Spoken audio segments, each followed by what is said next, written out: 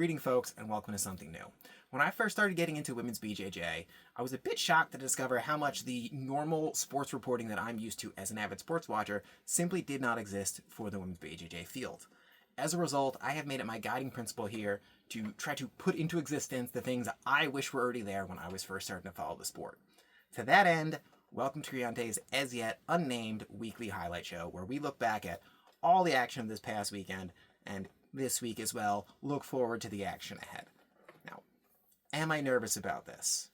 Hell yeah. Am I a bit worried that this just makes it more likely the inevitable day that Flo cracks down on me and everything I'm doing? You betcha. Am I still very, very excited to get going? Oh yeah. I think this is going to be a really fun time, so welcome to the show. I look forward to figuring out exactly what it's going to be with all of you together, and I look forward to the fun of the weeks ahead, so let's dive into this week's action. First on the docket, we head out to our friends in Bethlehem for Finishers Kombat 6. Finishers routinely puts on some of the best matches on the women's BJJ circuit, and this one was no different, with 2 women's belts on the line. 125-pound champion Taylor Ellis-Heshaw defended her belt against challenger Tabitha Watkins, and the champion reasserted her place atop the 125-pound division, showing off more of her top game before ultimately getting to the back and transitioning to the arm triangle for the win. In the night's other title fight, Laura Kent and Tyra Lewis had a back-and-forth scrap for the 170-pound title. The majority of the bout saw Lewis working from on top, with the scoring in each round coming down to whether she was more effective passing than Kent was in attacking off her back. And with Kent capturing the odd rounds on all 3 cards, she became the new Finishers 170-pound champion. The undercard had plenty of action, leading off with Nicole Bai and Michelle Estrada in a match of the night contender. This match was all action, with both women taking their turns to get the better of it, but when the dust settled, it was Bai withstanding a 3rd round charge from Estrada and getting her hand raised.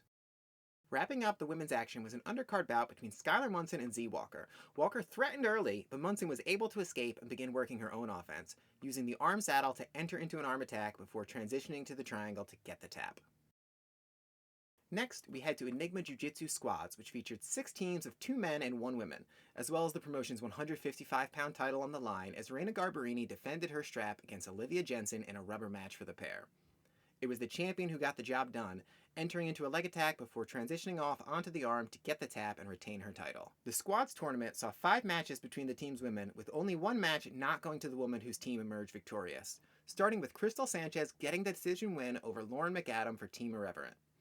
Next up, Katie LeBlali Beirut Cloth became the lone unlucky winner for the women, taking her match with Sadie Beard by Kimura, but still seeing Beard and Team One Nation advance after capturing both men's matches. On to the semifinals, both women's whose side received buys got the job done along with their squads, as first Willow Crawford and then Justice Stanford got quick submissions to give their teams 1-0 leads that held up, setting the 2 up for a meeting in the final. The match went the distance, with Crawford getting a decision that proved vital after the men's matches split, making Crawford and Team BJJ Camp Rio the Enigma Jiu-Jitsu Squads champions. Over to Sunday in Iron Man and Iron Woman Grappling 16, where the main event saw Emily Haas defending her lightweight title against Sarah Betancourt. The champion was aggressive early, though Betancourt did threaten in her own right after sweeping to top and attacking a triangle. Haas escaped the submission and immediately went to work herself, attacking the legs and finding the heel just past the midpoint to retain her belt. The undercard saw a pair of women's bouts, with Skylar Munson in action for the 2nd straight day, nearly hitting another triangle early in her match with Esther Yi. Yi escaped, however, and began working her own offense, including a dangerous submission attack, which was enough to sway the judges after 7 minutes of action. Dominique Montserrat and Sarah Vasquez were up next, with the judges again called into action, this time siding with Montserrat, who carried the offense and aggression throughout the match. Wrapping up the grappling card action for the week is Submissions on the Shore, who put on an 8-woman tournament with some outstanding grapplers in the field. While finalist Elsa Reyes put on a strong performance, with the purple belt pushing through a challenging lower half of the bracket to reach the main event, it was Valerie Wong Hamilton who won the day, picking up submissions in all 3 of her matches to become the Submissions on the Shore tournament champion. Moving on to the major tournament promotions, ADCC was back in regional action in Oklahoma City this weekend. Leading things off in the absolute division, featherweight standout Ana Mayordomo showed off her dangerous leg game once again, with a pair of heel hooks seeing her top the podium. Her time and weight class started the same with another heel hook win. However, the division title would go to Tessia Alou. Alou first booked a spot in the final with a mounted triangle key lock against Veronica Ortiz, before securing the takedown, keeping the pressure on, and securing an armbar for the gold in the final. At minus 55, it was Austin's Lauren Sears who won the day. Both Sears and silver medalist Jaden Alexander won their semifinal bouts with heel hooks, but the final saw Sears transitioning to upper body attacks for the submission win. The good times for Austin grapplers continued at 65 as Maka Vickers took on Lillian Major in a best-of-3 series for the gold. The third match would not be required as Vickers secured a pair of submissions for the win. To the top of the field, Kate Murdoch captured the 70-plus title with a pair of submissions, first locking on a choke in the semifinals before snatching a Kimura and securing the gold medal. Finally, a pair of teenage standouts got their hands raised in gold medal matches as Annabella Junko won the minus 50 division before minus 70 went to Jocelyn Molina, who won a challenging field which included a finals pairing with black belt challenger Jordan Patrick. IBJJF had a pair of events in action this weekend, starting with IBJJF Dublin, where Rosa Walsh had a casual 3 gold, 1 silver weekend in and out of the PJs.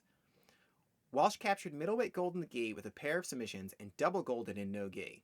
The lone red mark on her bladder came in the finals of the Absolute Division on Saturday, where Laura Sarajan completed her run through the field with a Kimura in the final to take the gold. Also claiming black belt gold in Dublin were Rose Al-Shirani, who won the featherweight division with the triangle choke, and Christine Martin, who took the lightweight title with a points victory against Abby O'Toole.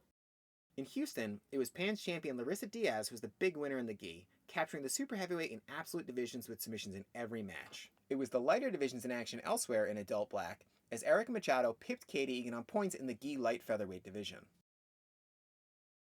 In no gi, it was Faye Sherrier getting the best of Esther Garwood in roosterweight, and Mona Bailey securing a shoulder lock at light featherweight to win the golds. In absolute, there were a pair of gold medals to go around, after Bailey and Garwood both won their semifinal bouts with fast submissions before closing out the final for one of the quickest absolute divisions you'll ever see. There were also several Masters divisions in action, as Angelina DeLuca claimed the M1 light featherweight title with a triangle armbar victory, while Emily Bashar picked up a pair of submissions to win the M2 absolute bracket. Both Melissa Barbarino, M4 medium heavyweight, and Monique McGessie, M1 featherweight, backed up their weight class wins with absolute titles for a double gold Saturday. Moving on to the upcoming weekend, in the future this will likely be its own video with a more in-depth look at the matches coming up, but for this week, here's what's on the agenda for this weekend. It's an early start as Who's Number 1 is live on Flow tonight, and while they only found room for 2 women's bouts this weekend, what bouts they are, as first, Taylor Ellis Heshaw takes on Trinity Pun in a bout pitting 2 of the best and most exciting young grapplers in the sport. Speaking of young stars, the main card will see the true main event, albeit in third billing, as Elizabeth Clay puts her featherweight title on the line against new wave standout Helena Krivar in the Light's lone title match. These are 2 of the top women in the sport right now, and this should be a dynamite matchup. ADCC is back in action with ADCC 9 and their unique alternating mix of gi and no-gi matches. Like WNO, they're light on matches but not on talent in those matches. On the undercard, Euro silver medalist Stephanie Faore takes on another rising star in the sport in the form of brown belt Tamara Toros in a gi match. The main event will see women in no-gi action as 2 major podium regulars throw down when Aurelie Laverne takes on Sala Samola. Away from the major promotions, both Summit Submission Series, streaming on Millions.ppv, and Fight to Win on Flow are in action Saturday and feature multiple women competing. As always, but for the first time, if you're running, on, or know about an event I don't have here, get in touch with me so I can make sure to check it out this weekend and include it in my recap next week. So with that, we bring our first preview/review to a close. As I am just recording it now, I don't know how well or disastrously it's gone. Hopefully the former. Either way, look forward to figuring out and working with you all to make it even better as we progress. If you like the work I'm doing here, if you want to see more of it, and you are in a position to do so, please consider making a one-time donation through PayPal, Venmo, or Ko-Fi. You can become a subscriber on Patreon for monthly donations. Give that a week or 2. We will be updating what is on the Patreon right now to make it Creonte exclusive. If you are looking for a way to help out that does not require financial expenditure, but you are an upper belt, please consider donating a move to the One Good Move collection. This will be a curated list I am putting together as a fundraising effort for Creonte. In this, upper belts will have contributed 1 move and 1 move only that they love and teach to you, the viewer. Anybody who backs the Patreon or who makes a one-time donation above a certain threshold will gain access to that playlist, meaning every video contributed to it is a little bit more appealing than it becomes and makes it more likely that I am able to encourage people to make the donations and help Creonte keep growing. So either way, thank you for watching. Please like, subscribe, and comment if you can. That apparently tells the algorithm that I'm a really cool dude and they should show my video to more people. Have a fun weekend. Enjoy the amazing grappling that's coming up. I know I will be. And I look forward to seeing you all next week. Bye.